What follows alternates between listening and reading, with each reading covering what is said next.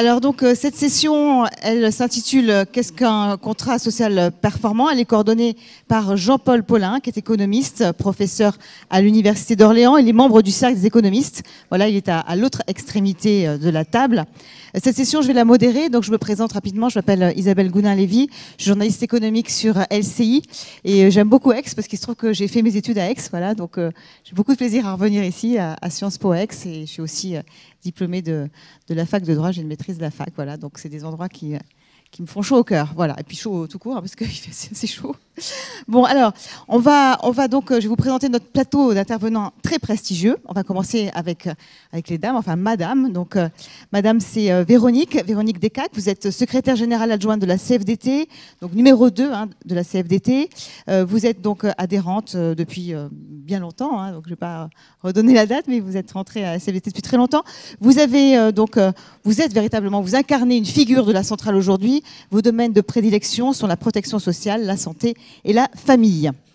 Je vais ensuite donc présenter à côté de vous, donc entre Jean-Paul qui est à l'extrémité à votre gauche, donc à la droite pour la salle. Donc nous avons Baudouin de Moucheron. Vous êtes vous avocat associé chez Gide Laurette Nouel. Voilà, vous êtes spécialisé en droit du travail, en droit pénal des affaires et vous conseillez aussi de nombreuses entreprises dans les secteurs de l'énergie et des transports.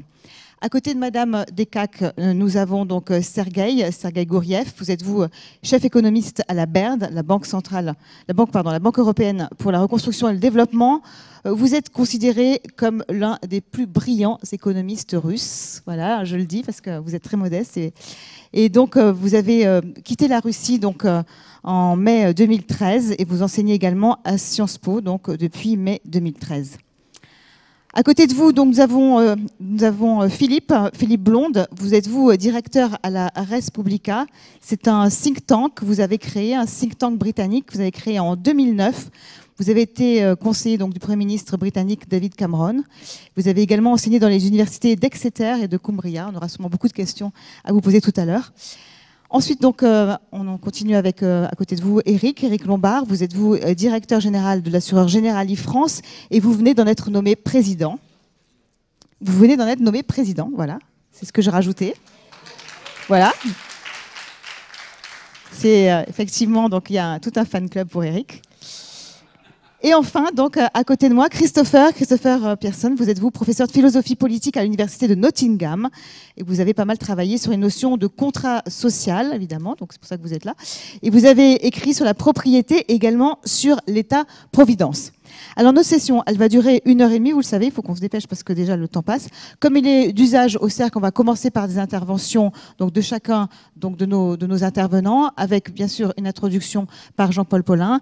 Ensuite, on aura un débat avec vous tous, un débat introduit comme donc de coutume par un étudiant qui est là donc au premier rang, étudiant de Sciences Po donc également.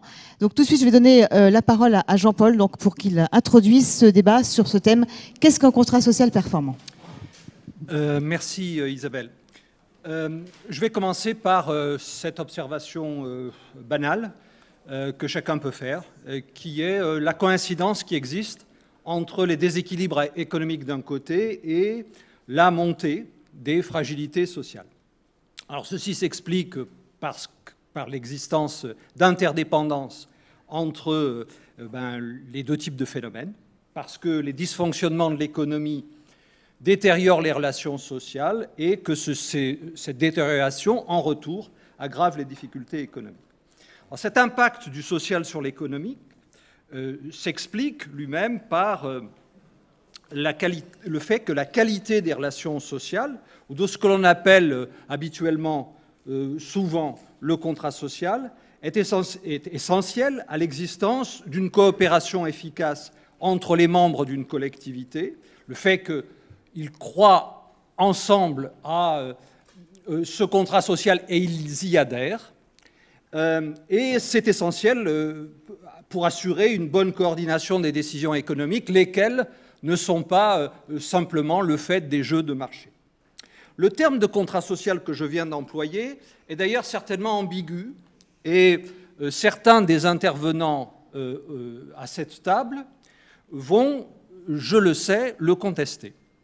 Mais quelle que soit l'expression que l'on utilise, ce que l'on cherche à désigner d'une façon ou d'une autre, ce sont d'abord les systèmes d'assurance sociale, vieillesse, maladie, chômage, etc. Ce sont également les réglementations du travail, mais aussi les politiques d'éducation, de logement, d'aménagement du territoire, qui contribuent à réduire les inégalités ou les inéquités. Je pourrais y rajouter aussi, d'ailleurs, les modèles d'entreprise qui font également partie de ce contrat social ou cet ordre social. Ce sont ces différences qui concourent à ce que je viens de dire, c'est-à-dire cette meilleure efficience économique. Mais il est évident que aussi ces contrats sociaux a des coûts, de sorte qu'ils se prêtent à une analyse comparée de leurs coûts et de leurs avantages, de leurs bénéfices, et donc il peut en émerger une notion de performance ou d'efficience de ce contrat ou de cet ordre social. Je me limiterai à en donner 2 ou 3 exemples. D'abord, on sait que les systèmes d'assurance sociale impliquent naturellement un prélèvement sur le revenu national, d'où la question de savoir jusqu'où ce prélèvement peut être étendu sans devenir contre-productif. Autre exemple, on sait aussi qu'une réglementation trop protectrice peut induire de mauvaises incitations sur les investissements individuels dans l'activité productive, et donc jusqu'où peut-on aller, jusqu'où peut-on protéger. Enfin et surtout, un système trop rigide ou trop hétérogène d'un lieu ou d'une activité à une autre peut induire des freins aux évolutions, peut empêcher des adaptations aux transformations du système productif, et donc jusqu'où doit-on accepter la rigidité de ces organisations de la protection sociale. S'ajoute à cette première question sur le contrat de travail, sur le contrat social, une seconde question qui porte sur le lieu d'élaboration, sur son lieu d'élaboration. Jusqu'ici, c'était l'État-nation. C'est au niveau de l'État-nation qu'il a été conçu pour une grande partie. Mais on doit aujourd'hui constater, d'une part, l'émergence, voulue ou non, programmée ou pas, d'initiatives locales. Que faut-il en penser ? N'est-ce pas un handicap pour la mobilité ? Et n'est-ce pas aussi une source possible d'inégalité ? À l'autre extrême, les effets de débordement au niveau international conduisent à s'interroger sur la nécessité de sa construction à un niveau supranational, et en particulier au niveau européen. Jusqu'ici, on sait que l'Europe s'est bornée à renvoyer au principe de subsidiarité et, plus encore, à la mise en concurrence des différents systèmes sociaux. Assez logique d'ailleurs avec son idée générale, l'Europe au niveau de la réglementation, ça était beaucoup une politique de concurrence. Alors, est-ce que la relance de la construction européenne, dont on parle aujourd'hui pour les raisons que l'on connaît, pour des raisons, enfin, d'ailleurs, c'est des choses dont on parle depuis un moment avec une remarquable inefficacité, mais est-ce que cette relance de la construction européenne, dont on a l'impression qu'elle devrait devenir aujourd'hui plus prégnante, ne devrait pas précisément porter sur ce point? Enfin, ma dernière question, qui s'enchaîne d'ailleurs avec la première, c'est celle de la démocratie. Un contrat social ne peut être légitime et crédible que s'il est qu'il est le produit d'une volonté collective, que si les agents ressentent qu'il est issu de débats et de décisions prises de façon démocratique. Or, il faut bien constater là aussi aujourd'hui que le pouvoir politique a perdu beaucoup de sa considération et beaucoup de sa crédibilité. On a aujourd'hui l'impression que, dans un certain nombre de pays avancés, il a été accaparé par des professionnels de la chose qui semblent moins soucieux d'exprimer une volonté majoritaire que de répondre aux exigences de groupes de pression. D'où donc cette dernière question. La reconstruction de ce contrat social que l'on évoque ou que l'on invoque n'a-t-elle pas comme premier prérequis eh bien, une reformulation, une réforme des institutions politiques dans les pays dont je parle. Merci. Merci beaucoup. Merci de l'applaudir. Alors, on va enchaîner avec vous, Christopher Pearson, sur justement qu'est-ce que c'est que ce contrat social. Vous allez refaire un peu, on va dire, de revenir un peu en arrière, refaire un peu d'histoire pour nous rappeler justement, donc finalement, cette notion de contrat social, sur quoi elle se base.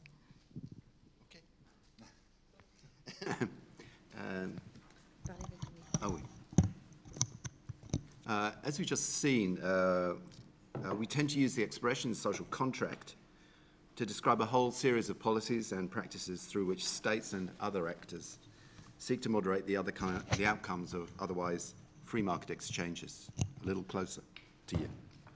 Hence the social dimension, the social model, social Europe, and so on. In this short intervention, I just want to take us back to the more fundamental question that underpins this usage, which is just what is a social contract.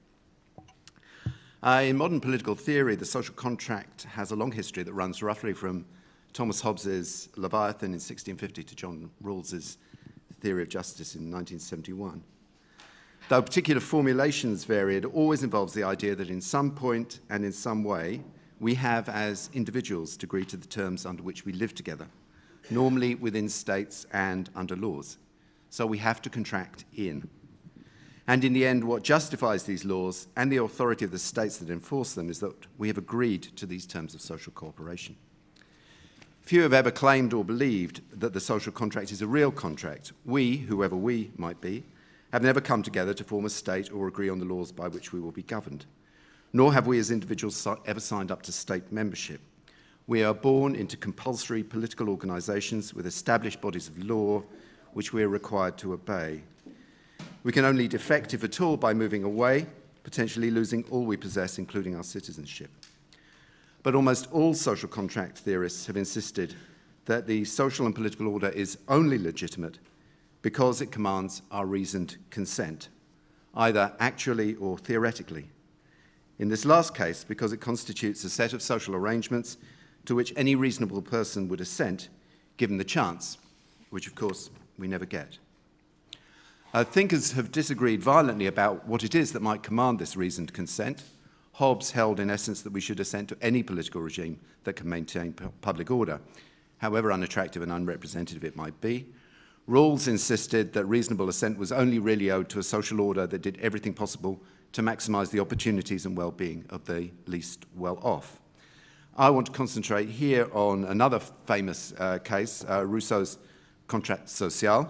That's my one ditch into French, and indeed on just one central idea in Rousseau's treatment, and it's this. When we enter into a civil association or a state, so Rousseau argues, I think, more or less, we give up our natural liberty in return for civil liberty. If we are to live by laws and to oblige those who live with us to live by these laws, our freedoms must be mediated by the social institutions which we establish to do that. Maybe we could live without states and without laws and in the realm of natural freedom, but we don't. And if we collectively judge that it's better to live with social institutions and laws, that is, if society is a good deal, then our freedoms have to proceed from the terms of that agreement. We may choose to make certain freedoms non-negotiable, say the right to bodily integrity or freedom of conscience, but this cannot include exclusive command over external resources, especially land and the products of nature. And this last is not just the view of Rousseau, but that of so mainstream a classical liberal as John Stuart Mill, who argued that trade is an irreducibly social act. In short, our legal order and our property order is something we create. Some sorts of private property may be essential to maintaining our autonomy or to creating a social product which we all value, but antisocial property is not legitimate because of some right we have to hold this outside of given social arrangements. Your right to exclude me from your property is only as good as the social contract to which we have both assented. Given that our rights, including our property rights, are socially generated, they must be subject to the terms of the social contract. And any social contract to which it is reasonable for us to assent must be one that ensures that the deal for those least advantaged under its terms is one that it's worthwhile for them to sign up to. Otherwise, our requirement that these people obey our laws is pure coercion. That's the central insight, I think, of Rawls's theory of justice. In a compulsory political association, the terms of social cooperation must be reasonable for all, or else all bets are off. How might any of this matter, you might ask? I'll just take two illustrative contemporary examples and throw them out there. One is property taxes. There are surely reasonable limits to the taxation of assets, but since no one made the land or created natural resources, these are pragmatic rather than matters of principle. The proper limit to a land value tax, I think, is probably the point at which it starts to diminish returns to the public exchequer. Secondly, a guaranteed basic income. I'm sorry I missed Guy Standing's talk just a few minutes ago. It's a proposal which obviously is garnering increasing attention and assent, especially given the recent Swiss referendum, though I want to stay off the topic of referendum as far as is possible at all. Rather than seeing the social support in terms of free money or labour market participation, we might look at it in the context of reasonable terms of social cooperation. What price should we pay to the least advantaged for their compulsory participation in a system of social cooperation which produces fantastic amounts of wealth, but not for them? This is not the last word, obviously, given there's a big panel, not the last word on the social contract or on Rousseau, but there is a takeaway idea, I'll suggest. Systems of social compulsion, states and laws can only be legitimate if they would and should be assented to by all reasonable participants. So rather than think in terms of redistribution or the moderation of unequal outcomes when we talk about the social contract, we should perhaps begin with the reasonable terms of social cooperation. Thank you. Thank you, Chris Pesson. Merci de l'applaudir. Je vais maintenant passer la parole à Éric Lombard, président directeur général de Generali France. Et donc, vous allez nous parler en fait d'un contrat social particulier que vous avez mis en place justement donc, au sein de votre entreprise. On va dire qu'on va descendre un peu, on va faire un peu de la microéconomie, si on peut dire. Oui, on va descendre des altitudes de Rousseau et Hobbes pour parler d'une entreprise concrète. Et premier commentaire que je ferai, un contrat social performant est un contrat social vivant, qui bouge. Et c'est de cela dont je vais donner un exemple, en parlant de ce qu'on a fait il y a quelques mois chez Generali France, où il y a 7000 salariés, pour donner un ordre de grandeur, et où on est, comme beaucoup d'entreprises, confrontés à un sujet d'amélioration de la compétitivité qu'on a voulu traiter dans le dialogue avec nos collègues. C'est aussi, sans vouloir tout de suite rentrer dans la polémique, un cas d'application concret de ce qui pourrait fonctionner de façon plus courante dans le cadre de la loi El Khomri, mais je vous laisserai le soin d'en juger. Et c'est surtout quelque chose qu'on peut faire uniquement si ça se fait en donnant du sens, parce que la vie d'entreprise est comme la vie politique, si on n'explique pas où on va, les gens n'adhèrent pas et n'y vont pas. Pour rentrer dans le vif du sujet, très brièvement, je vais axer mon propos autour des 4 objectifs de l'entreprise. Et le premier objectif de l'entreprise, c'est de servir ses clients. Et donc, ce que nous avons demandé et ce que nous avons regardé avec nos collègues, c'est comment est-ce qu'on pouvait améliorer la satisfaction des clients dans une dimension très simple. C'est que traditionnellement, dans des équipes, dans notre pays, les gens ont des horaires de travail, c'est tout à fait légitime, commencent à 9 h, prennent une pause pour le déjeuner et terminent typiquement dans les services à 17 h 30. Et on leur a dit que quand on était face à Google, c'était compliqué de le faire comme ça. Et on a travaillé avec eux sur l'élargissement des plages horaires pour les clients. Et on a abouti à un système où le progrès pour le client est absolument considérable, puisque nos plateformes aujourd'hui sont ouvertes de 8 h 30 à 19 h, et y compris à l'heure du déjeuner. Donc on garde 1 h 20 d'accessibilité par jour. On l'a fait dans le dialogue, c'est-à-dire que chaque équipe s'est organisée pour répondre à cette demande. Certains collaborateurs arrivent plus tôt et partent plus tôt. Ça peut les arranger s'il y a des activités personnelles le soir ou des sujets d'enfants, ou réciproquement peuvent souhaiter arriver plus tard et partir plus tard.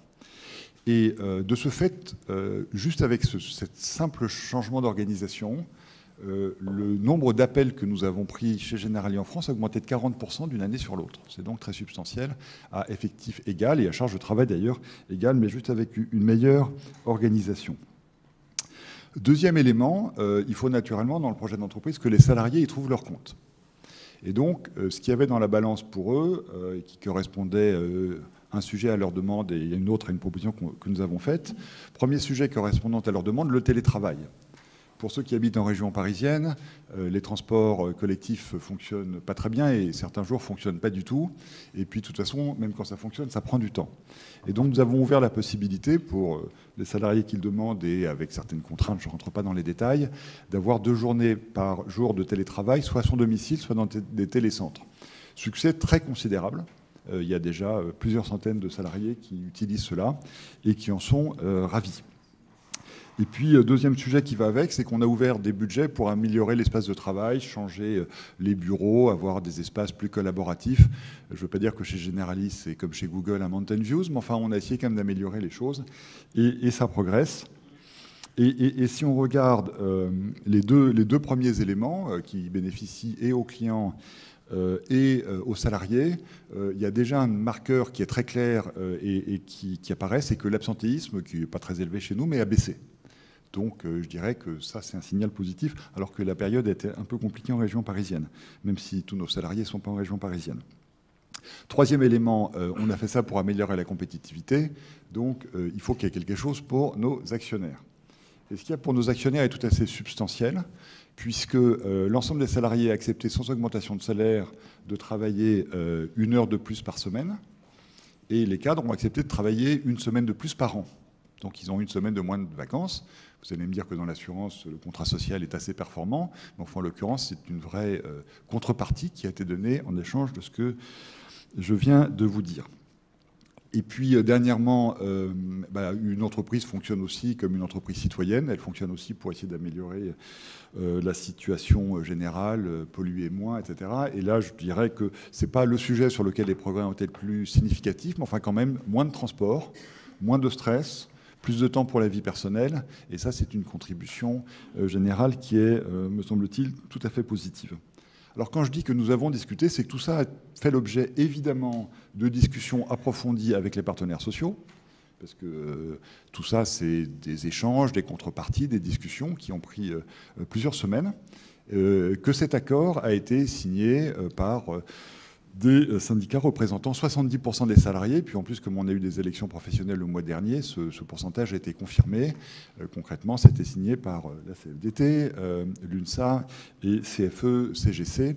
Mais ce qui est important, c'est que c'était signé par donc des syndicats représentant la majorité des salariés. Alors, juste une petite incise, si vous me permettez, à cet endroit.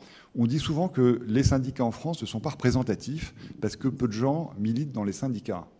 Mais dans ces cas, la démocratie fonctionne mal, parce que peu de gens militent dans les partis qui sont présentés au gouvernement. Moi, je pense qu'il ne faut pas mélanger le militantisme et le vote. Les salariés votent aux élections professionnelles, et il me semble que ça donne aux syndicats une représentativité réelle qui leur permet, en l'occurrence, de faire des accords.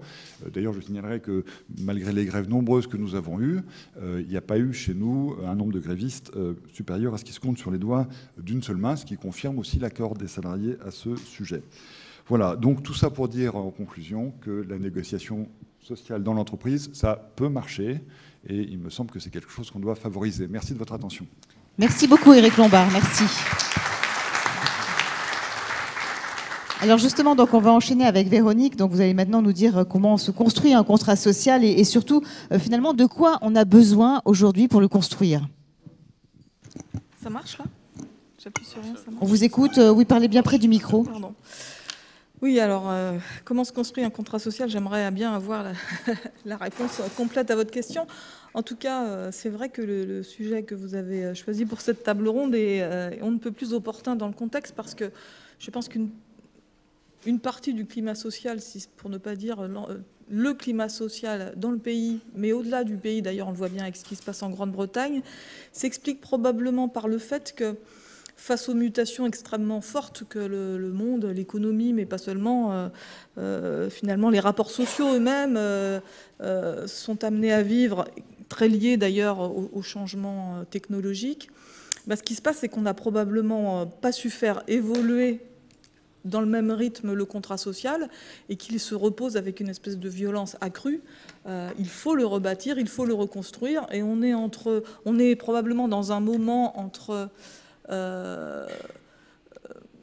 on a tellement peur de ce qu'il faut, de ce qu'il faut rebâtir et de l'importance du chantier qu'on s'accroche à ce qu'on a et qu'on veut essayer de changer un minimum de choses, ou au contraire, on commence à avoir une vision de ce qu'il faudrait faire pour avoir un contrat social plus performant. Et certains qui sont un petit peu dans cette démarche-là se confrontent à ceux qui sont dans l'angoisse. Alors, et puis, dans les deux extrêmes, hein, dans l'extrême à droite ou à gauche, pour parler du paysage politique français, des gens qui ont tellement peur de ce que ça emporte comme modification dans leurs habitudes, etc.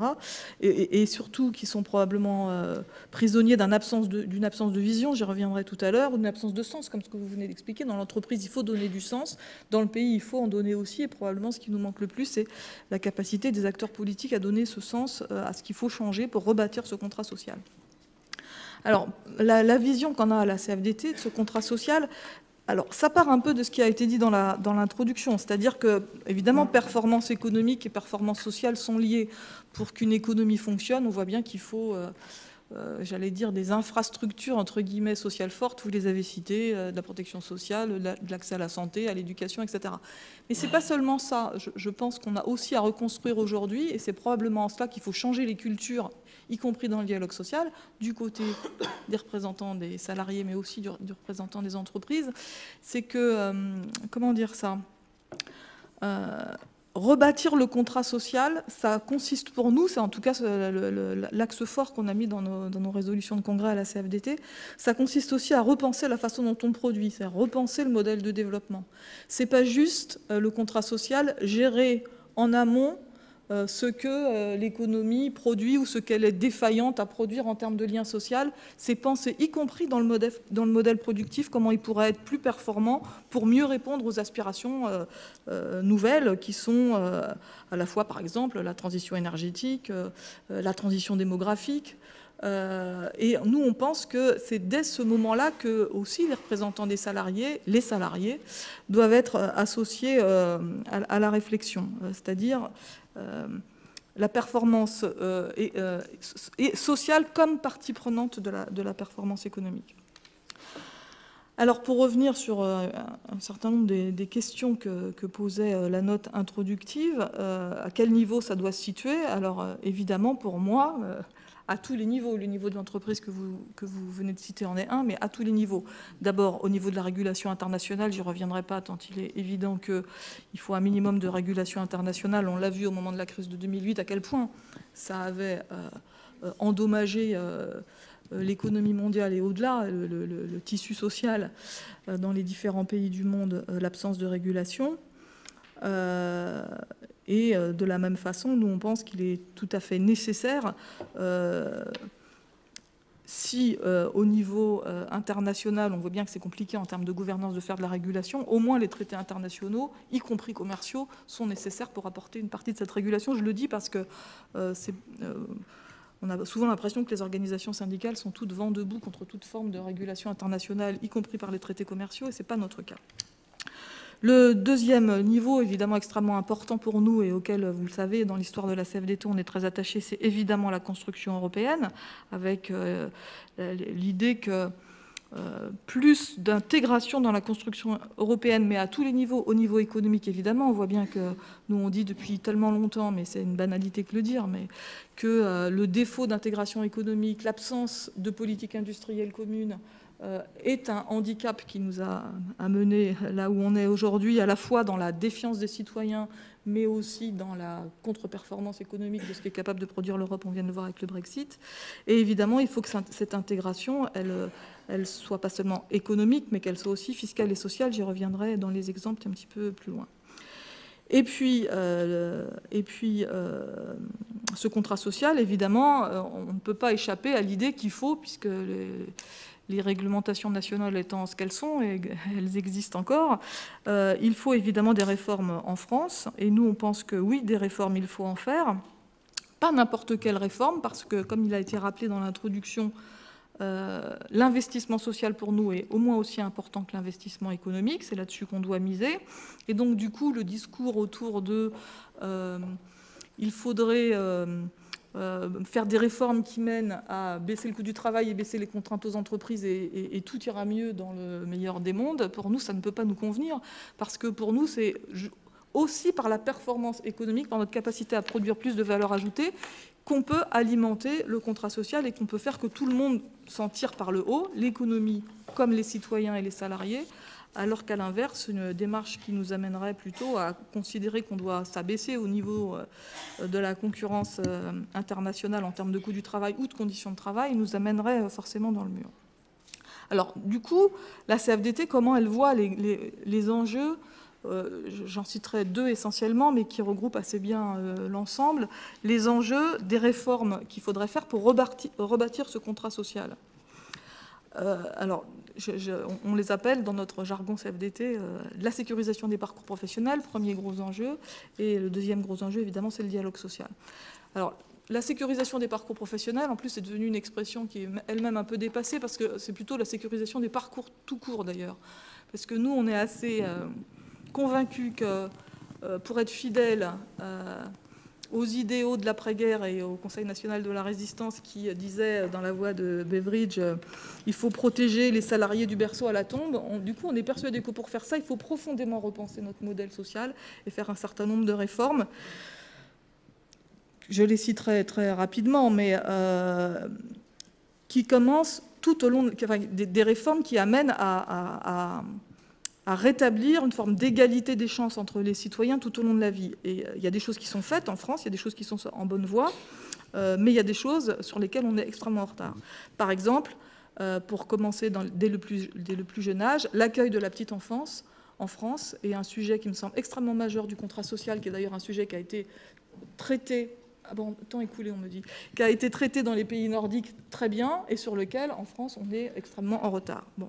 Donc, je passe les âges, l'égalité des chances à l'école, formation tout au long de la vie, droit attaché à la personne. Le deuxième sujet, c'est le dialogue social, à tous les niveaux aussi. Et moi, je pense que, par exemple, et je terminerai là-dessus puisque je n'ai plus le temps, au niveau européen, il y a matière à la fois faire de la performance économique et de la performance sociale. Nous, on porte fortement l'idée, par exemple, qu'on devrait développer une assurance chômage européenne, parce qu'à la fois, ça permettrait de répondre à des problématiques de stabilisation économique dont on a besoin entre pays européens, mais aussi ça donnerait aux citoyens la visibilité dont on a besoin, et ça permettrait de raccrocher les citoyens avec l'idée que l'Europe, ça peut servir à quelque chose pour les individus, y compris quand ils sont dans la difficulté, et ça permettrait peut-être de donner un début de réponse à la question que vous avez aussi posée dans votre introduction, qui est celle de remettre de la démocratie en Europe. Merci beaucoup Véronique, merci de l'applaudir.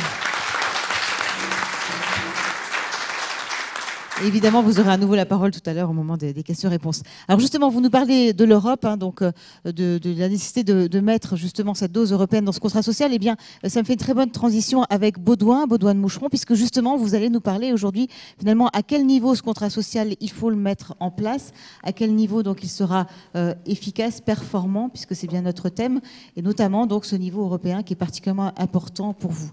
On vous écoute. Merci beaucoup. Oui, pour être très honnête, l'enthousiasme que j'ai d'abord ressenti à l'idée de participer avec un panel aussi prestigieux à cette session sur la définition d'un contrat social performant, cet enthousiasme a été assez vite refroidi dès que j'ai commencé à y réfléchir sérieusement. Refroidi parce que la définition elle-même du contrat social, mais je n'avais pas encore entendu Chris, la définition elle-même du contrat social et de son contenu n'est pas aisée, et parce qu'avant de dire ou même d'oser dire lequel sera le plus performant, il faut s'entendre sur la définition du contrat social.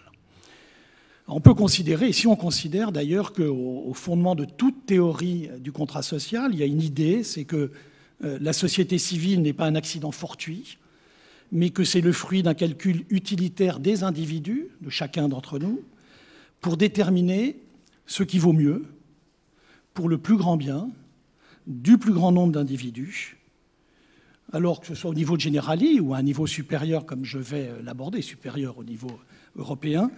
On a certes progressé dans la définition, me semble-t-il, du contrat social, mais le contenu que l'on peut y mettre, il est soit immense, soit à l'inverse, il peut être totalement minuscule. Alors j'en étais là de mes réflexions, en réalité, un peu seul face à ma feuille blanche, à essayer de définir le contenu du contrat social, contenu qui est évidemment intimement lié à la question de sa performance, lorsque se sont élevés, avec, chacun l'a vu, de plus en plus de force depuis le vote du Royaume-Uni du 22 juin, les débats sur l'Europe, les débats sur la perception de l'Europe par les peuples, les débats sur l'utilité de l'Europe. Ces débats, ils ont, mais je n'invente rien, ils ont, me semble-t-il, révélé une nouvelle approche de l'Europe. Une nouvelle approche de l'Europe sur, et je reprends une expression d'Hubert Védrine dans une chronique cette semaine dans le journal Le Monde, une nouvelle approche de l'Europe sur les sujets qui intéressent les gens. Et j'ai décidé pour aujourd'hui de reprendre une idée d'ailleurs relativement ancienne, puisqu'elle a commencé à germer de façon sérieuse au début des années 2000, de la construction d'un contrat social européen. Contrat social européen qui, selon mon analyse, est encore conforté récemment, qui peut conduire à la possibilité de faire ressentir à l'immense majorité des Européens, c'est-à-dire ceux qui ne sont ni des fédéralistes convaincus, ni des nationaux obsessionnels, à cette immense majorité que l'Europe n'est pas limitée à la régulation des pommeaux de douche ou à la taille des bananes. Et je me suis dit que j'avais peut-être mon sujet pour aujourd'hui, une courte plaidoirie pour un contrat social européen performant. Alors le principal obstacle, et Jean-Paul, tu l'as évoqué dans ton propos introductif, le principal obstacle qui se dresse sur le chemin du contrat social européen, c'est naturellement le principe de la subsidiarité. L'Union européenne, mais chacun et chacune ici le sait, répond intrinsèquement au principe de subsidiarité. L'Union européenne ne met en œuvre que les actions que les États ne pourraient conduire eux-mêmes. Et je crois qu'on peut, alors, en maniant une logique qui, je sais, est choquante, de subsidiarité ascendante et pas descendante, on pourrait considérer que l'obstacle peut être écarté si l'on admet l'idée que les États, pris individuellement, réalisent de manière insuffisante les objets de l'action envisagée, qui est donc la création d'un modèle social européen moins divergent. Et c'est vrai que cette dynamique de convergence, elle a longtemps accompagné le processus de construction européenne, et elle est aujourd'hui, mais chacun le voit, extrêmement ralentie.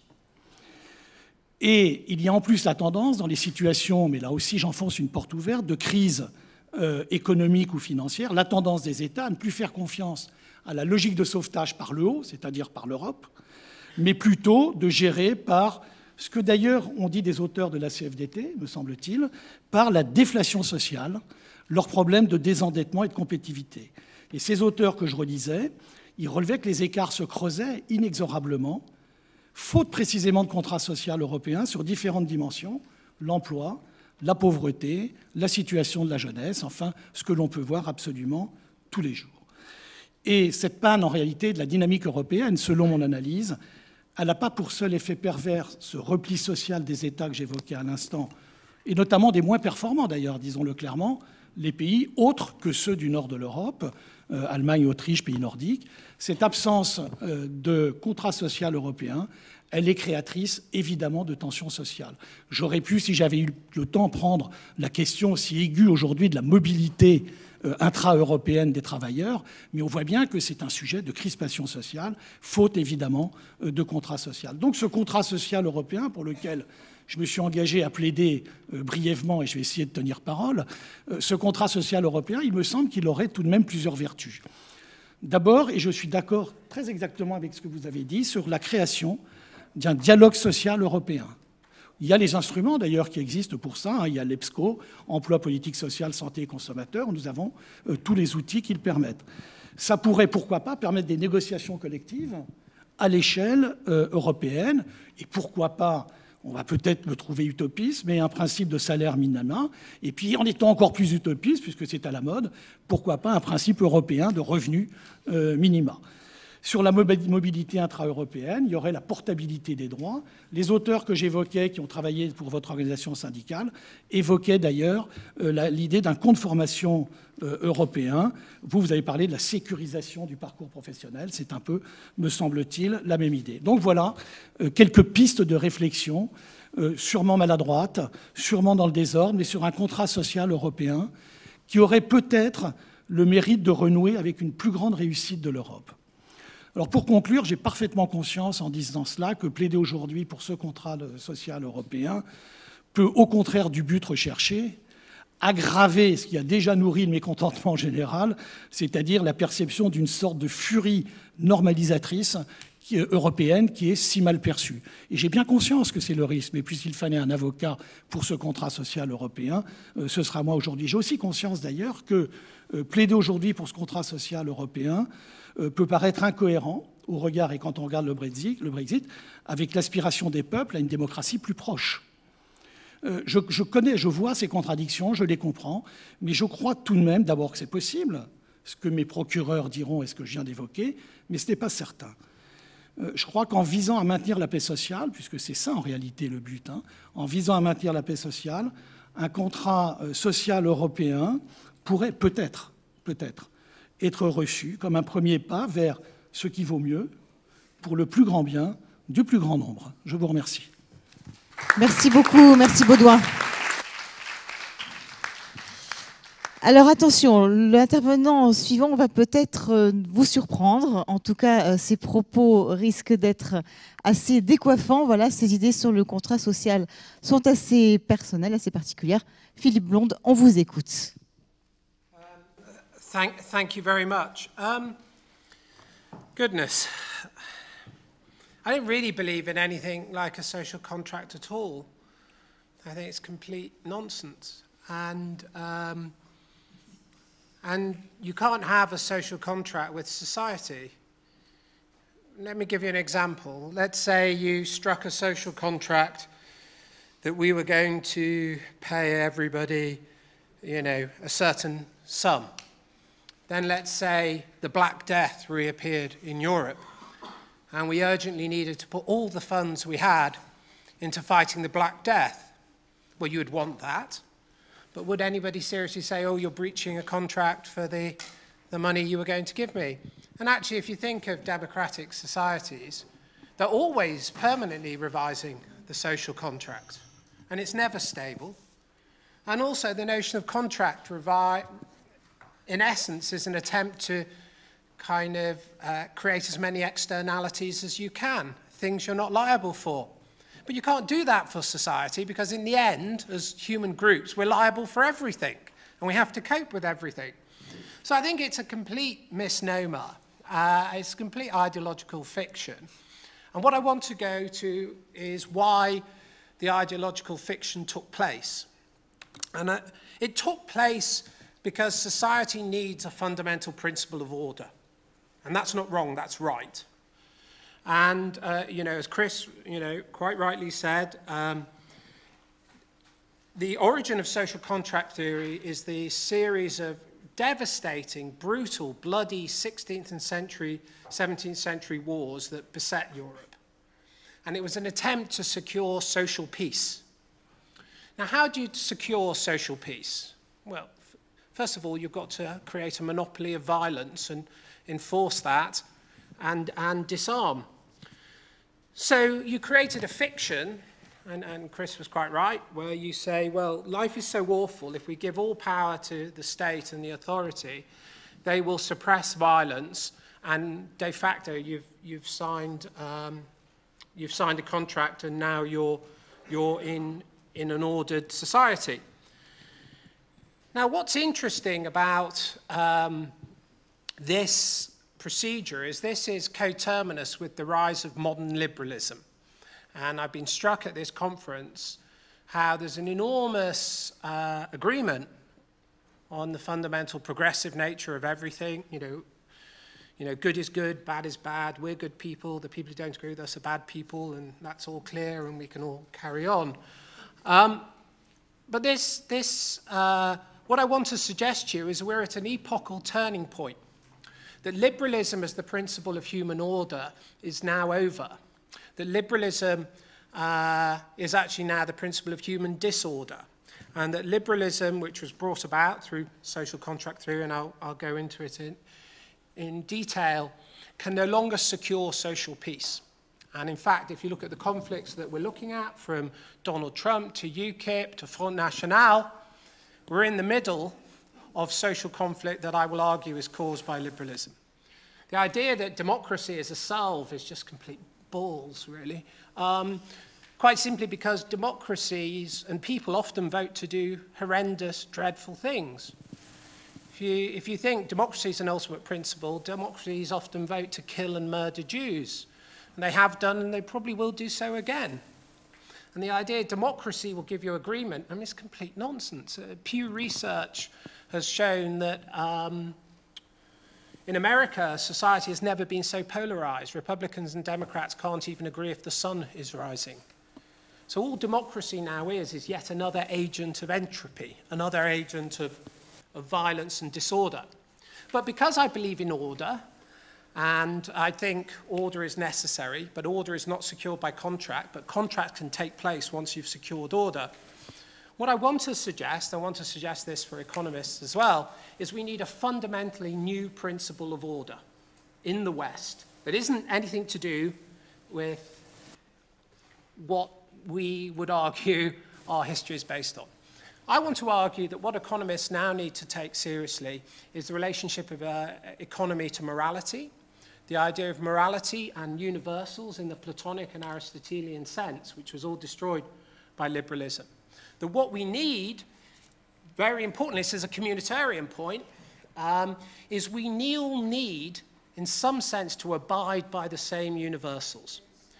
That unless we abide by these universals, we cannot have a principle of order.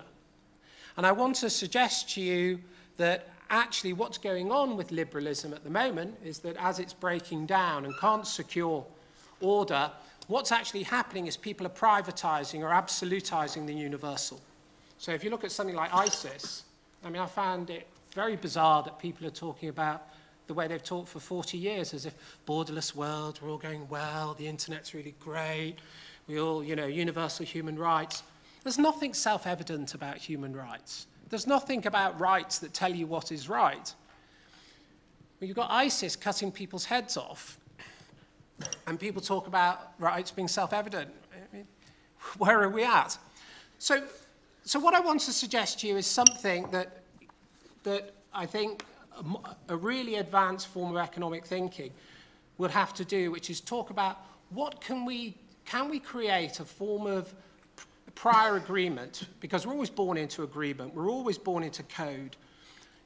I think very good anthropologists now argue law is fundamental. Law comes with human beings themselves. Ever since there are human beings, there's always law that you're always born into. Law is actually part of nature herself, and we are a part of nature.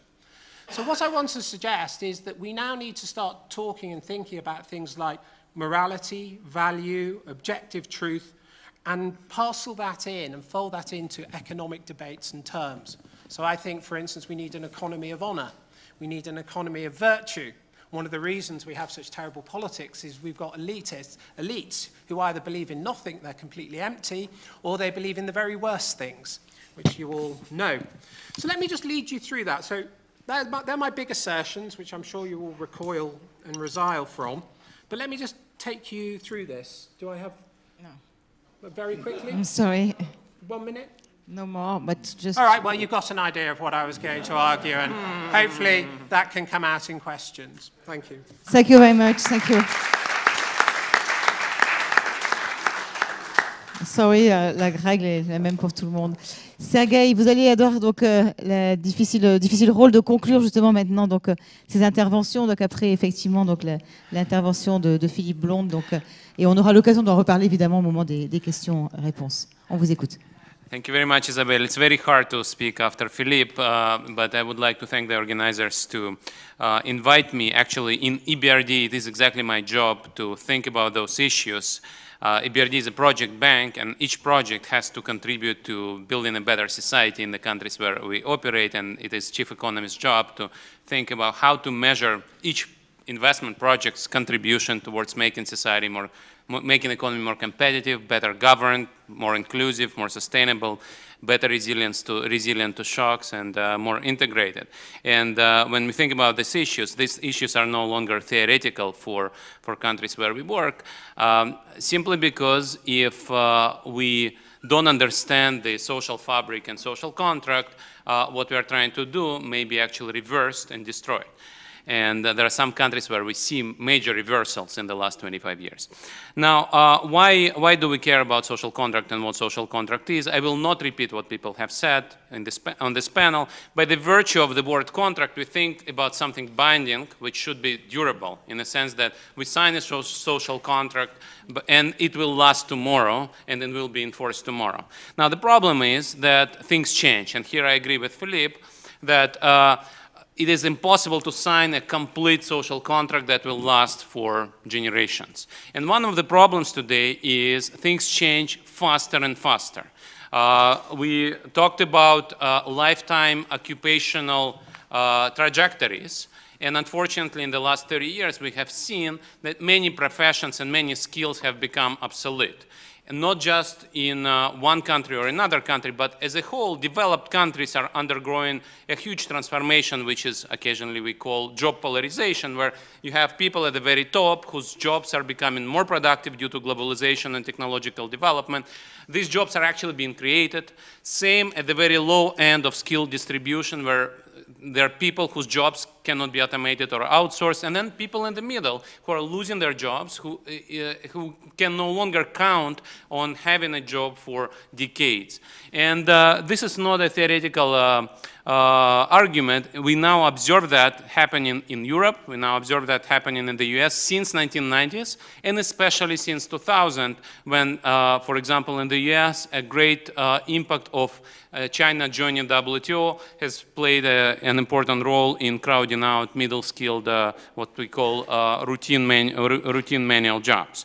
Now, this means that social contract has also be of a dynamic nature. It has to change. It is what in economics we call incomplete social contract. So it cannot be written down once and forever. The only thing we can hope for is that we have some agreement on how the social contract should evolve.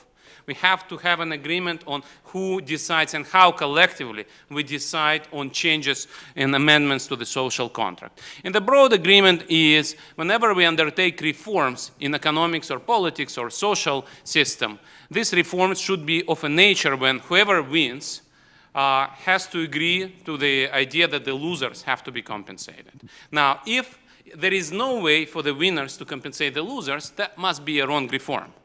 If there is no system through which the gains are sufficiently high that the losers can be fully compensated, that means that the net gain is negative, and such reforms should not be implemented. However, redistributing from the winners to the losers is also not easy. Why? Because only in 101 economics, only in the first year economics, we can look at a static model and think, okay, the gainers from trade gain X, the losers from trade lose X over 2, so how about we redistribute half of the gains to the losers? Unfortunately, one-off static redistributions don't work. If you just say, we will give some money to the unemployed today and that's it, there are two problems here. One is people feel insulted, they feel excluded, they feel that they're losing their social status, not just financial income. If you actually look at the well-being, subjective well-being, happiness of the unemployed, when you lose your job, you lose much more than just income. You also lose social status, and you also understand that you lose future income and future social status. And in that sense, we mentioned Nordic countries already. The better model is when people who are unemployed, who are displaced by globalization or automation, get a future occupational or professional trajectory. And for that, you need active labor market policy. You need to invest in their reskilling, their education, and also their social integration. Otherwise, they will feel excluded and they vote for those populists who don't offer an alternative who've already been mentioned. Now, what is important about this, model where you compensate the losers from reforms in the long run? Well, the problem here is you need to be able to make credible commitments. You cannot just say, we do this reform, we recompensate you today, and that's it. No, you have to be able to commit to a longer-term system where the losers who give up something today know that tomorrow they will not be expropriated again. So they will believe in promises which are made. And for that, of course, you need credible institutions, and these are credible political, social institutions. And luckily, whatever we think about democracy, democracy works in the following way. Democratic systems, as long as they function, can actually deliver on promises. Not perfectly. Politicians occasionally lie. Politicians occasionally don't stick to their promises. But if you have an experience of non-democratic countries, you see that their checks and balances, work even less. Now, when I say non-democratic countries, I mean it's not just the countries where you don't have elections. There are many countries around the world now, and unfortunately, some of them are EBRD's countries of operation where you have elections, but you don't have true accountability and true checks and balances. In addition to elections, you also have to have civil society, you also have to have free media, you also have to have separation of powers. Some governments, and this is part of my research done together with political scientist Dan Treisman from UCLA, some governments get away with pretending to have elections, but monopolizing media, monopolizing the economic power, and actually pretending to have elections and getting away with eliminating checks and balances. This is a model which they didn't come up with. Some of them borrowed from some Southern European countries where a politician would own media, which will help him to protect his industrial interest and staying in power. And then his industrial interest will generate rents to be able to finance his media. And this is something that we've seen. Luckily, this politician is no longer in power in that southern country. But his disciples are doing very well in some countries of operation of EBRD. Now, luckily, in democratic countries, it is much harder to monopolize media, to monopolize political systems, and voters take politicians to the account. Now, I would like to say a few words which you may interpret as a pessimistic account of European trust crisis or an optimistic account. So we've also done research on what has happened to values and attitudes during the recent Great Recession in Europe. So we actually looked not just at country level, but at subnational regions level in all European countries and tried to see how people in today's Europe view each other, view national politicians, European politicians, global institutions, and so on. And we see that the shock of the crisis hit different regions differently. And where these regions were hit most, people lost trust in national politicians and European politicians. They didn't lose trust in each other. They didn't lose trust in police, in church, or something like this. People are not stupid. They actually, in those regions, apportioned blame to national politicians and European politicians. On the optimistic side, the people, sorry, I'm stopping. I'm really stopping here. On the optimistic side, people who didn't lose jobs continue to trust their politicians in Nordic countries, in some regions of Germany, and so on. So let me stop here. Thank you. Thank you, Sergei. Alors, on a à peu près une demi-heure pour les questions-réponses. On va attaquer donc avec notre étudiant, donc Lucas Thibault. Vous êtes étudiant à Sciences Po Rennes, et c'est vous qui avez donc l'honneur de poser la première question. Oui, je vous remercie. Je vous remercie aussi tous de vos interventions respectives. Je vais vous poser une question qui concerne davantage la mise en œuvre d'un contrat social, puisque avec une société qui semble de plus en plus fragmentée, avec des lieux de définition différents des contrats sociaux, comment est-ce qu'on peut faire en sorte qu'une population concernée accepte dans l'ensemble le contrat social, et comment faire aussi pour que ceux qui l'ont refusé l'appliquent quand même. Voilà. Alors, une bonne question. Qu'est-ce qui veut répondre? Qu'est-ce qui se lance? Il n'y a pas beaucoup de... Alors, Philippe? Véronique, oui, ensuite. I think there's no way you can achieve this without achieving something before you ask this question. And that is the creation of shared universals. The fundamental project of the West, from Plato, Aristotle, and Christianity, is that we have access to the universals, to the good which is beyond formalism. Modern culture has abandoned that. Modern culture says we have no access to a general good. There is only the good for me. And if there is only the good for me, there is no peace between us ever. Véronique, vous voulez rajouter un mot? Pour faire un peu, peut-être dans la provocation, j'ai envie de reprendre ce qui a été dit dans l'introduction sur les mauvaises incitations et les rigidités. Donc si je devais parler comme un économiste, je dirais que pour qu'il fonctionne, il faut que les gens aient le sentiment que le contrat ne produit pas ni de mauvaises incitations ni rigidité. Dit en mots CFDT, pour que les gens y adhèrent, en gros, et que même ceux qui y croient moins continuent à y adhérer, il faut qu'ils aient le sentiment que ce contrat produit de l'équité. Il faut de la confiance entre les acteurs, c'est probablement ce qui nous manque le plus aujourd'hui dans notre pays, la confiance entre les acteurs, et c'est pour ça que c'est un enjeu de la rétablir. Et puis c'est plus trivialement le sentiment que chacun doit avoir le sentiment qu'un jour ce contrat le protégera. Il ne le protège pas aujourd'hui, mais peut-être qu'un jour qu'il le protégera. On ne dit pas suffisamment, par exemple, aux classes moyennes aujourd'hui qui sont sujettes au rejet de l'impôt, je ne sais pas comment on appelle ça, l'impôt bashing, on ne leur dit pas suffisamment qu'elles profitent beaucoup du contrat social aujourd'hui, en termes d'éducation par exemple. Donc je crois qu'il y a un moment aussi, il faut faire le bilan de ce que ce contrat social produit. Alors certes, le nôtre aujourd'hui a beaucoup de mauvaises incitations et de rigidité, c'est ça qu'il faut repenser, mais il faut premièrement recommencer par bâtir de la confiance entre les acteurs et puis rebâtir un contrat équitable. Alors, il y a une question là-bas. S'il vous plaît, on vous apporte un micro. D'abord, monsieur en bleu derrière et ensuite, monsieur en vert. Merci de vous présenter. Yes, je suis Philippe Trainard du Cercle des économistes et du réassureur SCORE. C'est une question pour Philippe Bond.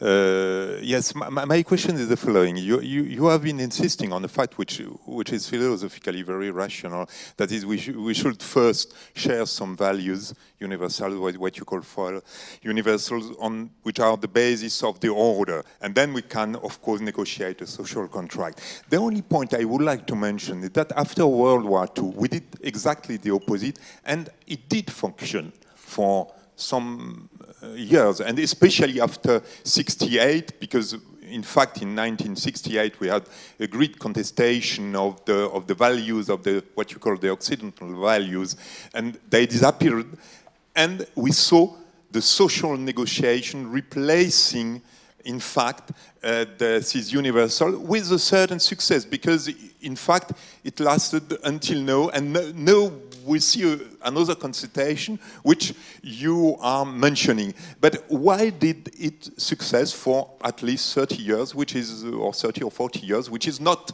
so negligible? Thank you very much for that question. I'm really interested in settlements that last centuries, and I don't mean that in a glib response, because if you look at human history, you can secure peace for centuries. I'm thinking, for instance, of the Pax Christiana that was from the 10th century to the 14th century, where Christianity disarmed Europe through creating social taboos, where they argued that you shouldn't kill farm animals, church is a place of sanctuary, you shouldn't kill women or children. They actually domesticated violence in Europe, and Europe in the 9th century was like Afghanistan, warlords, and they created the condition for civilization. Now, you raise a very interesting point. I think the social corrosion that has destroyed my country, and I think it's also destroying Europe, began with the left, with social liberalism in the 1960s. And what that actually said is we owe no bonds to anybody, and we only owe loyalty to ourselves. The R.D. Laing, turn on, tune in, drop out, Marcuse, one-dimensional man. And this then enshrined the principle of autonomy as the principle of liberation. Now, this works very well for upper middle-class people who can sleep with whoever they want and buy lots of goods, but it's lethal to working-class communities. It takes apart working-class communities and destroys all bonds of social solidarity. Moreover, this form of social liberalism that took apart all forms of taboos created the neoliberalism that I think has sunk Western economies. So for me, the question when someone says it works, I always ask, and no doubt you would as well, sir, works for whom and for how long? And for me, the destruction of the West began in the 1960s with the social liberal project that then became the economic liberal project and has resulted in the types of fractures we have now.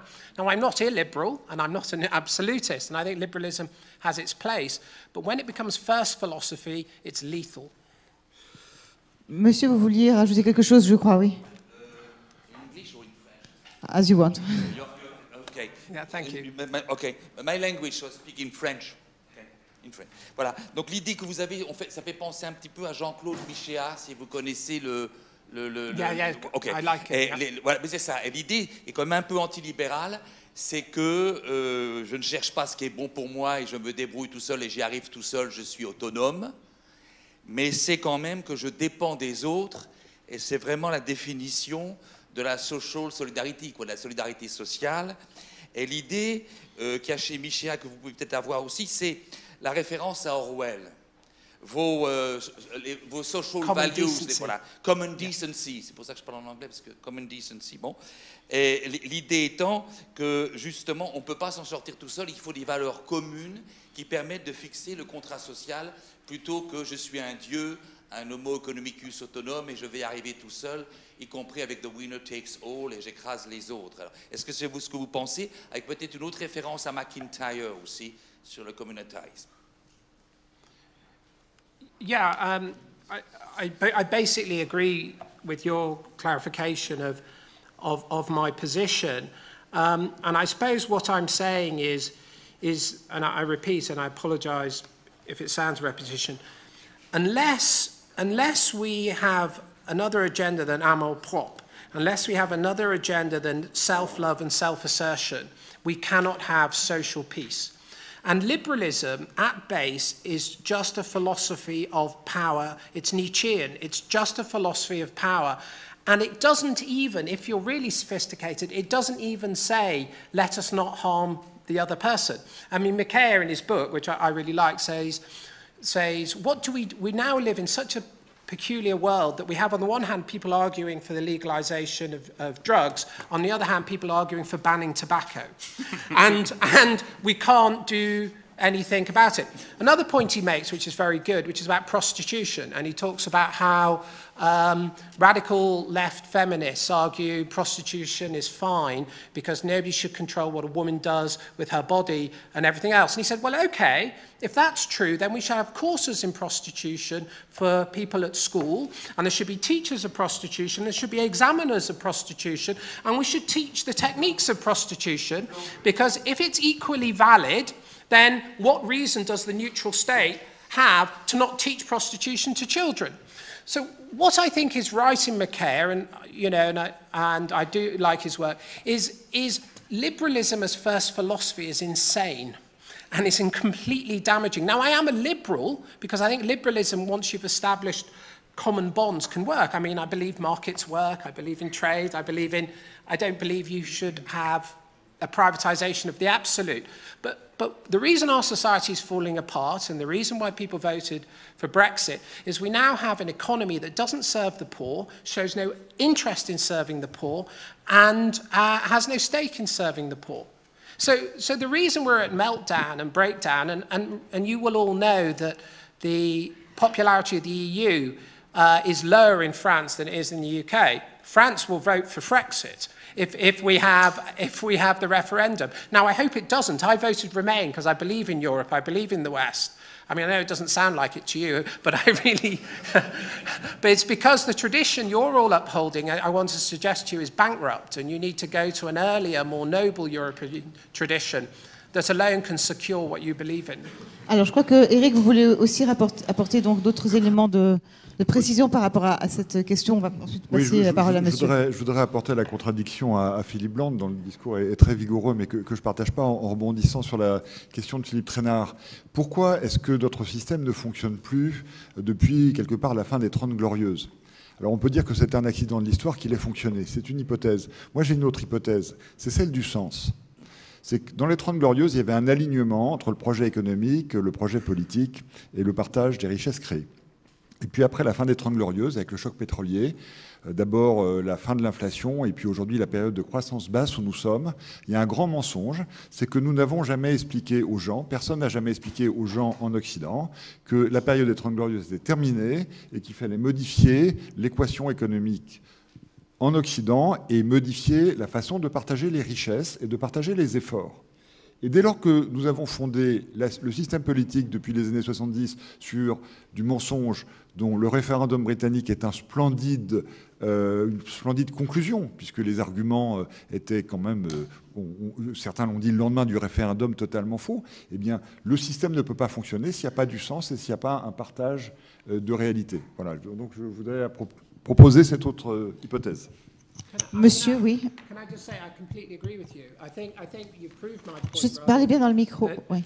I agree with you. You've proved my point rather than refuting it, because I'm saying you can only solve poverty when you concur. And what we had in the post-Second World War world is an idea that we had to create that communitarian outcome. And believe it or not, it worked. It was the golden age. Italy had annual GDP growth of 6%. Why? Because everything was invested internally. With public and private funds were both pushed into education, productivity gains, and so on. So that's an example of what I'm arguing for. And so I'm with you on this. And what I want to say to you is what broke the compact is to quote Pascal, that is my place in the sun. That is where the usurpation of the world began. Alors, une autre question, oui. Bonjour, je m'appelle Marc. Je voudrais revenir sur un problème un peu plus français, la sécurité sociale. Donc, jusqu'à présent, elle avait plus ou moins bien fonctionné. Aujourd'hui, il est évident de voir que sans les mutuelles, vous regardez les remboursements dentaires de la Sécu, les remboursements optiques, je crois que c'est de l'ordre de 3, 4, 10 euros maximum. S'il n'y avait pas les mutuelles aujourd'hui, il y aurait un profond décalage. Donc, vous payez 25% de votre bulletin de salaire en part sociale. Donc, on dit que la France est un pays profondément social, mais les salariés payent 25%, les retraités que 8 à 10%. Et les retraités sont ceux qui vont avoir besoin le plus de soins. Donc il y a déjà un décalage, peut-être à cause d'une opportunité électoraliste, car on sait que les retraités votent plus que les jeunes. Ça peut être une solution. Ensuite, le profond déficit de la sécurité sociale est un peu anachronique quand on voit que la sécurité sociale allemande, par exemple, n'est pas du tout déficitaire et qu'en France, c'est 19, 25 milliards, 20 milliards, des sommes hallucinantes. Est-ce que la sécurité sociale, aujourd'hui, à l'heure de la digitalisation, malgré que ce soit un problème toujours particulier, ce qu'on appelle le big data, n'aurait pas intérêt tout simplement à vendre à tous les acteurs de la santé les données de ses clients pour se renflouer, malgré que pour l'esprit français, ça soit quelque chose de spécifique. Mais quelque part, il faut aujourd'hui voir... Et oui, mais non, mais il faut aujourd'hui voir la réalité des choses. Les assurances sont prêtes à payer. Tous les grosses sociétés de médicaments sont prêtes à payer. Et donc, il y aurait peut-être un début de solution. Alors, je ne sais pas qui veut se lancer sur cette question. Cette question, l'avocat, voilà. Précisément, je trouve que la sécurité sociale, depuis 1945, est un contrat social qui a très bien fonctionné. Aujourd'hui, vous soulevez la question d'un mauvais fonctionnement ou d'un moins bon fonctionnement de ce contrat social. Et vous proposez finalement une libéralisation, c'est-à-dire un abandon de... Alors, je n'ai pas d'opinion particulière. Ce qui m'intéresse précisément dans votre question, c'est que, en opposition peut-être à ce qui a été dit par notre ami, un contrat social peut fonctionner aujourd'hui, mais évidemment, ce n'est pas figé dans le marbre et ça ne dure pas 50 ans, 100 ans de la même façon. Pour le reste de la question, je suis désolé, je n'ai pas de solution. Je ne sais pas où elles sont. La seule chose qui m'intéresse encore, c'est que c'est un exemple type de contrat social performant. Non, ça l'a été. Pour prouver que ça marche, un contrat social. Alors, est-ce qu'un autre intervenant voudrait préciser cette question ou enfin, une réponse? La réponse? J'ai un peu répondu par avance finalement dans mon introduction. Bien sûr que l'ensemble des systèmes de protection sociale qui ont été bâtis après-guerre dans un Parlez bien dans le micro, que vous entendiez peut-être plus près. Je dis l'ensemble du contrat social bâti après-guerre dans un monde du travail où l'emploi était plutôt stable, masculin, industriel, etc., confronté à les bouleversements qu'on connaît, que je ne vais pas vous redécrire ici, mais en particulier à l'allongement de la durée de vie pour ce qui est de la santé, bien sûr qu'il doit être repensé pour être plus performant. Néanmoins, moi, je partage avec vous le constat que ça a parfaitement bien marché. Ça a parfaitement bien, j'enlève le parfaitement. Ça a bien marché, ça a été accepté. C'est d'ailleurs peut-être en ce qui fait encore un des socles de la confiance entre les acteurs en France, et qu'il faut s'empresser de ne pas le casser. En revanche, il faut le réformer pour l'améliorer, oui, ça j'en suis convaincue. Y compris des questions d'équité se posent, vous avez cité, entre les générations. Après, j'éviterais de le poser comme ça, moi, parce que je pense qu'on ne gagnera rien à jeter les générations les unes contre les autres. Il faut regarder, en particulier si on parle de santé, il faut peut-être se redire, hein, pour revenir à la question du sens, se redire à quoi ça sert. Hein. La sécurité sociale, ça ne fonctionne pas pareil quand on est en retraite et quand on est en santé. Quand on est en santé, on organise la solidarité des bien portants vis-à-vis des malades. Donc, du coup, ce n'est pas anormal que les transferts soient plus importants des actifs vers les personnes les plus âgées. Mais il faut aussi se poser la question, évidemment, du niveau de revenus dans le financement du régime de protection sociale, y compris en matière de santé. Donc, il y a plein de sujets. Je ne m'occupe plus, contrairement à ce que vous avez dit, de protection sociale, mais je m'en suis occupée un peu avant. Oui, il faut redire aux gens qu'est-ce que c'est qu'un régime de protection sociale. Je sors de la négociation assurance chômage. À quoi ça sert l'assurance chômage? Si on se repose ces questions de base avant de commencer la négociation, on évite de s'engueuler avec les intermittents après la négociation. Parce que l'assurance chômage, c'est de l'assurance et que ça ne sert pas à financer un revenu minimum à une catégorie de personnes, pour être plus précise dans ma réponse. Alors, je ne sais pas s'il y a d'autres personnes, vous avez déjà eu la parole, si d'autres personnes veulent poser des questions. Bon, sinon, évidemment, reprenez le micro. Je suis André Masson, je ne l'ai pas dit. Hein. Non, alors, sur les autres questions qu'il y avait quand même les rapports entre générations. Et j'aimerais vous entendre, ce n'est pas une question piège, mais sur le problème de la solvabilité de l'État-providence, ce que ça signifie, et donc des rapports entre générations, sachant que pour le moment, on peut dire que le contrat social performant dont vous parlez, quand même, s'est traduit finalement par le fait qu'il n'est plus soutenable en raison de l'augmentation de l'espérance de vie et de tout ce qui se pose.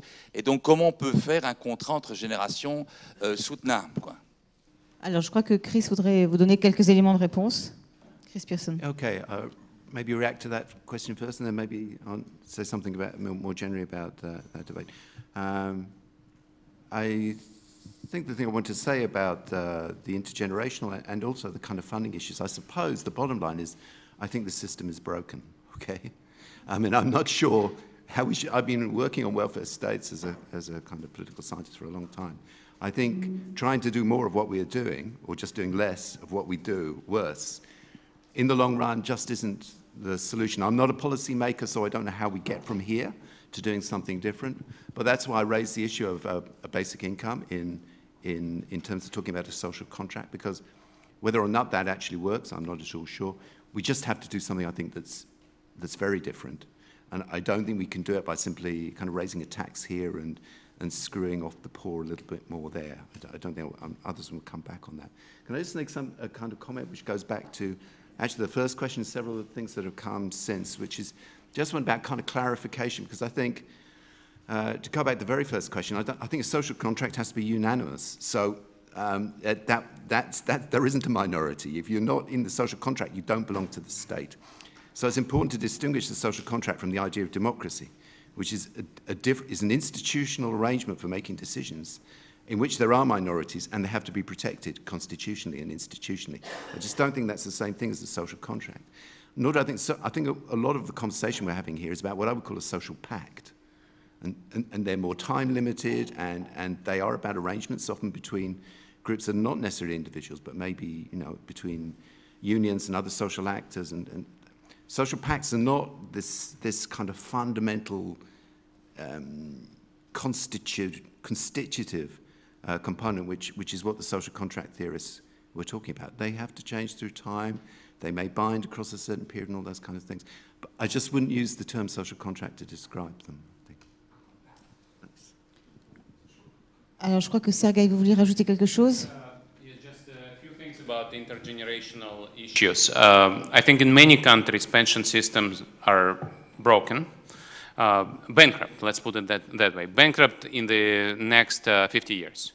And these calculations have been made, done, and only the recent series of crises pushed the attention away from that issue. But this issue is not gone. It's just less pressing than refugee crisis, let's put it this way. But it doesn't mean that money will appear from somewhere to pay for the pensions. And now the question is how to reform the pension systems, protecting the rights of today's pensioners. I guess that means that the younger generations will have to be aware of this discussion. And I think once Philippe answered the question that to start looking for the answer, we need to raise the question. Unfortunately, given all the today's problems, we talk too little about the needs for pension reforms for today's young. But this has to be done, this will be done. I think it is right to say that we need to protect the old, but probably the young will have either to pay higher pension taxes or work longer years or have flexible retirement schemes or save more or what have you.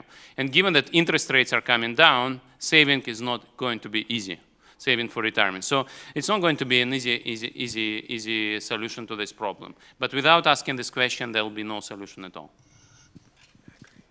Merci beaucoup. On va peut-être prendre une toute dernière question, puis ensuite, ce sera Jean-Paul Paulin donc, qui va conclure cette session. Alors, on a deux questions. Je ne sais pas qui...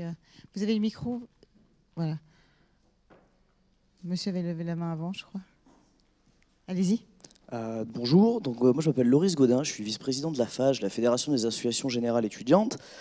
J'ai une petite question justement par rapport à ce contrat social, parce que ce qu'on entend par rapport à tous les intervenants, c'est qu'un contrat social, c'est un accord plus ou moins accepté par tous. Et monsieur, j'ai oublié votre nom, vous parliez justement du fait qu'on n'a peut-être pas les bonnes clés pour voir ces accords-là. Et enfin, on voit que la notion de solidarité, elle s'oppose à celle de légitimité. J'ai un peu cette impression parfois quand j'entends les débats, et que la légitimité, elle se crée surtout sur la notion de travail actuellement. Et qu'en fait, bon, comme par exemple pour l'assurance chômage, on travaille donc on a un droit. Mais le contrat social, c'est plus large que ça, visiblement. Et j'ai l'impression qu'on fonde aussi l'idée de comment est-ce qu'on peut créer ça sur les 30 Glorieuses, sur le fait qu'il y a de la croissance, etc. Et la question aujourd'hui, c'est que, bon, premièrement, est-ce que le contrat social, c'est une fin ou c'est un moyen? Et deuxième chose, c'est est-ce qu'on peut aujourd'hui encore penser à un contrat social avec pour objectif derrière la croissance et le plein emploi? Ce qui est en train de changer par rapport au contrat social général, c'est que la forme d'organisation en société est en train de changer avec, pour simplifier, l'irruption du digital et notamment les formes d'emploi changent. Je vous invite à lire le bouquin de Tirole, il y a un chapitre sur l'emploi qui est remarquable. Il dit tout le monde se parle du CDI, mais personne ne recrute en CDI, d'ailleurs personne ne licencie en CDI, et donc ce n'est pas le sujet. Il y a 6 millions de personnes qui n'ont pas de job, ce n'est pas le CDI qui va être la solution. Donc il y aura de nouvelles formes d'emploi qui vont se créer. Uber, c'est un exemple évidemment dont on parle tout le temps, mais qui est intéressant à cet égard. Donc il faudra qu'il y ait une négociation collective, qui est un vaste sujet démocratique, très complexe d'ailleurs, pour trouver la forme de protection qui va permettre de protéger les personnes dont les parcours professionnels vont être très différents de ce qu'ils étaient dans le passé. Et ça, eh ben oui, c'est du travail, et c'est un accord social, on peut faire beaucoup de choses. Il y a le sujet dont on parle beaucoup en ce moment, est-ce qu'il faut que tout le monde soit rémunéré, qu'ils aient un travail ou pas, mais dans ces cas-là, quelles sont les contreparties? Enfin, je ne vais pas lister les possibles, ils sont très très nombreux. Donc c'est du travail, c'est du débat démocratique, mais non seulement on devrait y arriver, mais enfin, c'est même impératif qu'on y arrive. Voilà, donc on arrive au terme de notre session. Jean-Paul Paulin, vous allez donc maintenant la conclure. Éventuellement, oui, parce que, bon, de fait, il est difficile de résumer ou de conclure un tel débat. Je tiens quand même tout d'abord à saluer les interventions des uns et des autres. Cette discussion m'a beaucoup intéressé et je trouve qu'il y avait une grande profondeur de vue dans cette discussion et que probablement, si on veut recomposer un contrat social, c'est sans doute par ce type de réflexion qu'il faut commencer. Trois choses tout de même. D'abord, bon, l'ambiguïté du terme contrat social. Bon, c'est vrai que cette idée, cette parabole de Rousseau nous expliquant qu'au fond, bon, on va essayer les uns et les autres d'adhérer à une sorte de charte sociale sur la base de nos intérêts individuels, ou d'ailleurs la fable de Hobbes, qui est bon, d'une origine un peu différente, mais qui finalement raconte grosso modo un peu la même chose. Évidemment, ceci, pour reprendre le terme qui a été évoqué précédemment, c'est une fiction. C'est une fiction, mais je crois qu'elle est moins restrictive qu'il n'a pu apparaître peut-être dans notre débat. Bien évidemment, pour que s'imprime un contrat social, pour que s'écrive un contrat social, il faut, au-dessus de ça, en transcendance par rapport à ça, il faut des valeurs communes, il faut des valeurs partagées.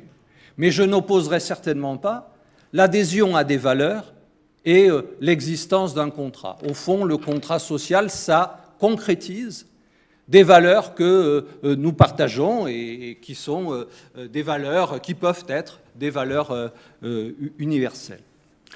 En tout état de cause, c'est vrai que cette notion de contrat social mérite peut-être d'être exprimée autrement, en tout cas que, oui, qu'on soit peut-être moins prisonnier de l'histoire de ce terme, pour qu'on puisse continuer à en parler de façon plus décontractée. La deuxième chose, c'est, je note un certain consensus autour des transformations du contrat social. Il n'y a évidemment pas de raison que le contrat social soit reproduit dans les mêmes termes dans le temps. Il faut évidemment qu'il évolue en fonction des transformations économiques. Simplement, ces transformations économiques, elles doivent être analysées. Enfin, je veux dire, on n'a pas a priori à se plier systématiquement à l'ubérisation de la société, en gros, à la désintermédiation impliquée par les plateformes, impliquée par le numérique, sans y réfléchir plus avant. Bon, il y aurait un ensemble d'exemples qu'on pourrait citer. Airbnb, c'est sympathique, mais enfin, on voit bien que ça a aussi des effets pervers qu'on ne peut pas tolérer. Donc, l'idée de désintermédiation, c'est une idée qui est intéressante, je pense qui apportera certainement des avantages. Il faut en voir aussi la face négative. Si je me réfère à ce que je connais mieux, c'est-à-dire la désintermédiation financière, elle peut avoir également de gros désavantages et qui sont, je pense, irréfléchis pour le moment. Donc, oui, évidemment, à des transformations du contrat social, et il se trouve qu'apparemment, autour de cette table ou à cette table, tout le monde semblait d'accord avec cette idée, donc je m'en félicite. Et enfin, dernière chose, c'est l'Europe, et tout le monde place beaucoup d'espoir dans la construction d'un modèle social, non, d'un contrat social européen, même si derrière ça, effectivement, il y a au fond, et si le contrat social européen pouvait reproduire ce pourquoi l'Europe avait été faite, avait été créée, c'est-à-dire la création d'un modèle original par rapport au modèle du reste du monde. Et le projet finalement oublié, et peut-être les difficultés que nous connaissons aujourd'hui viennent de là. Donc un contrat social européen qui, bon, est un peu la logique à partir du moment où on doit avoir des mobilités sur cet espace, et aussi parce que c'est probablement l'espoir de la création, de la recréation ou finalement du sauvetage de l'Europe aujourd'hui.